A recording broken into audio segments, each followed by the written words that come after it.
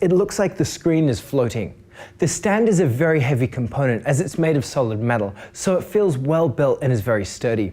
The controls are located on the front of the TV under the Samsung logo, and the buttons act as a four-way joystick, which is fairly easy to use. The Q90R also has the same One Connect box found on many other high-end Samsungs. It allows you to plug all inputs and power into this external box, which can be placed far away from the TV. Only a relatively thin cable connects to the screen, so it helps to keep cables out of sight. The borders of the TV are also thin and look good. Moving around to the rear, the TV is very thin. It also supports Samsung's no-gap wall mount, so it can sit almost flush to the wall, which is great. The back of the TV has a textured finish, which looks good. There is only a single connection for the One Connect cable. On the One Connect box, there are 4 HDMI inputs. The fourth one performs a bit differently to the others and may support HDMI 2.1 in the future, as we'll talk about later. There are also 3 USB ports on the side and a tuner. Now, if we look at a thermal image of the TV, we can see the One Connect box puts out quite a bit of heat. This isn't a problem, but it is a result of the power supply and external electronic components. Overall, because many of the components are external, the screen itself doesn't get too warm. So we'll now move on to our picture quality tests. We'll be comparing to currently available TVs, but the competition will change as new models are released throughout the year. For an updated comparison with new models as we buy and test them, see the review page on the website, which is linked below. We'll start with the contrast ratio.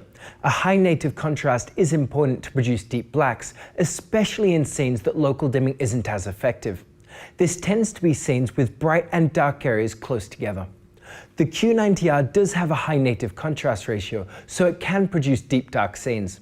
At just over 3000 to 1, it's within the lower end of the typical range of V8 type panels. It is lower than the Q9FN from last year, but this really isn't very noticeable in most content due to the effective local dimming. We have done multiple measurements of the native contrast of these TVs at different backlight levels to confirm this difference. The contrast is much better than the Z9F, which is very interesting because both of these TVs have an additional optical layer to improve viewing angles. We've found in the past that this layer results in a lower native contrast, but for this TV, it doesn't seem to have as much of a negative effect.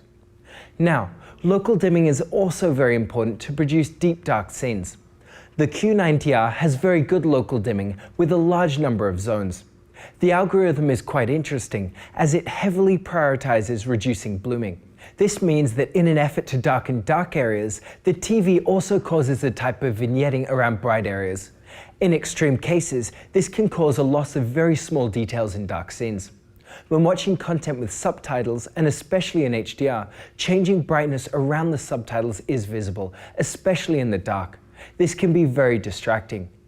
Also, as we'll see later, the TV has very good black levels off-axis, so the telltale blooming at an angle isn't very noticeable when comparing the Q90 side by side with other local dimming TVs or when viewing our video. Like other new Samsung TVs, local dimming can't be disabled through the normal settings menu. This means that those who dislike the downsides of local dimming have no way to prevent this. Having said that, if you're buying this flagship model, then you probably don't plan to disable one of its distinguishing features. So now onto the reflection handling. If you're in a bright room, then good reflection handling is important. The Q90R offers excellent performance. Reflections are decreased significantly thanks to the anti-glare coating, which results in the lowest total reflections number that we've measured. The indirect reflections is a bit higher than some of the competition, and we expect that this is a result of the additional viewing angle optical layer, which causes horizontal smearing of reflections, as seen in the photo. Now, another important factor for those in a room with a lot of light is how bright the TV can get. We measure the peak brightness of every TV on a real scene test pattern, as well as on different sized white windows. The Q90R can get very bright, and combined with the excellent reflective coating, it shouldn't have any issues, even in very bright environments.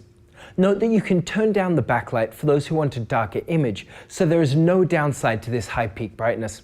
If you watch a lot of HDR content, then a high peak brightness is also important to produce highlights that stand out. We measure this in a similar way to the SDR brightness, but this time with an HDR signal. Our real scene measurement corresponds most closely to what you can experience with bright highlights in real content, but we also measure a range of window sizes. The TV is able to produce bright highlights, which is excellent. Compared to last year's Q9FN, the older model is able to produce brighter white rectangles, but this year's TV produces a brighter highlight in our real scene.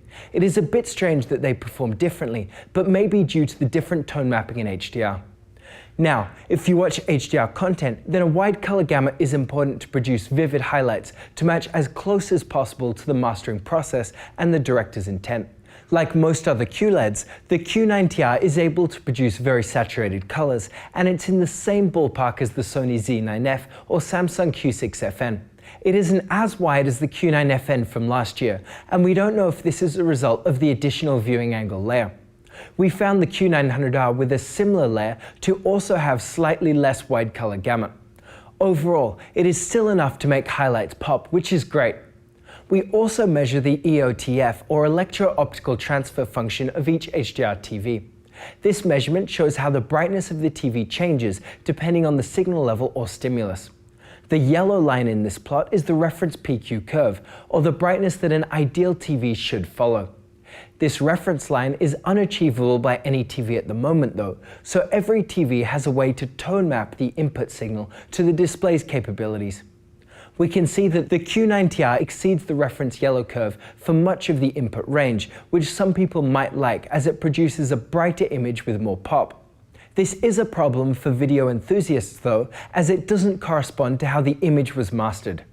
Now, if you sometimes watch from an angle or have a wide seating arrangement, then good viewing angles are important to ensure an accurate image off-axis. To help with this, the Q90R has an additional optical layer in front of the VA-type LCD layer.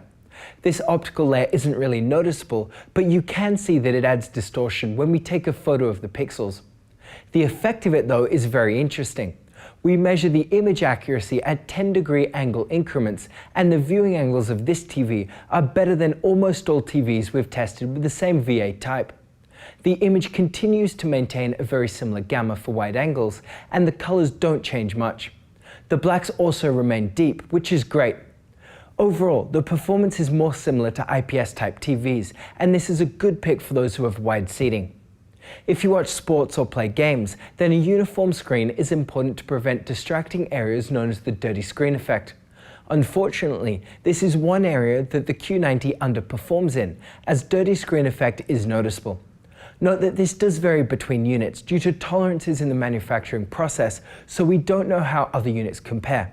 But we did have similar results with the Q9FN we bought last year and the Q900R from this year.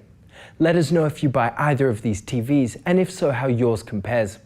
This is interesting because we've found that the cheaper edge-lit Samsung TVs tend to have better uniformity with less dirty screen effect. This is likely due to the different way that these TVs are constructed. We'll now move on to our motion tests. If you want to learn more about motion on TVs, then see our video series, which is linked down below. For those who watch sports or game, a fast response time is important to reduce the amount of motion smearing. The Q90R has a very fast response time, which is typical of many new LCD TVs. This is excellent and results in clear motion without much blur trail. This small amount of smearing is visible on the left-hand side of our moving logo photo as a slightly darker region. If you want the lowest amount of blur when gaming, then this TV also has the option to adjust the flicker of the backlight, a feature known as black frame insertion. It works well, as this TV can flicker at 60 FPS, which is good for avoiding blur or duplications with most 60 FPS games. The effect of this is clear when looking again at our moving logo photo. Now, the TV has 4 HDMI inputs, but they don't all perform the same. The first 3 inputs support HDMI 2.0 full bandwidth. The fourth input also supports a 4K signal at 120 Hz, which is excellent for PC gamers.